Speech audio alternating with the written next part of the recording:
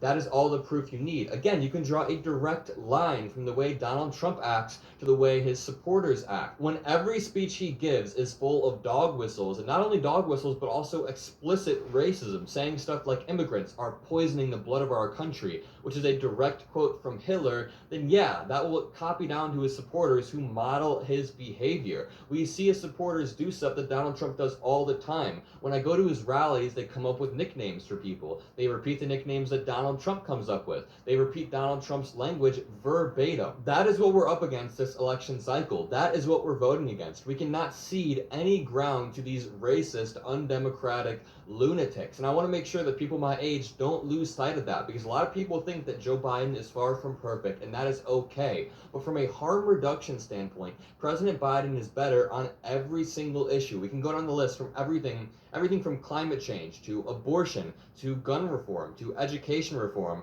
We can go down the entire list, and President Biden is better. Even when it comes to Israel and Palestine, we have people like Jared Kushner saying he would like to turn Gaza into beachfront property, and Donald Trump saying just get this over with, which means going balls to the wall. Meanwhile, President Biden is at least placing a little bit of pressure on Netanyahu when he can. He's helping build humanitarian ports, etc., etc. Joe Biden's policy is, of course, not perfect. Nobody is perfect. But again, from a harm reduction standpoint, from a democracy standpoint, it is a necessity to vote for Joe Biden if you love our country and love what we built. If you appreciate the institutions that kept January 6th from being a successful coup, Joe Biden is going to protect and strengthen these institutions, whereas Donald Trump would not only tear them down, but he would replace them with Christian, theocratic institutions that would genuinely crumble our democracy. I'll make an entire video on Project 2025 soon. If you guys want to see that, make sure to leave a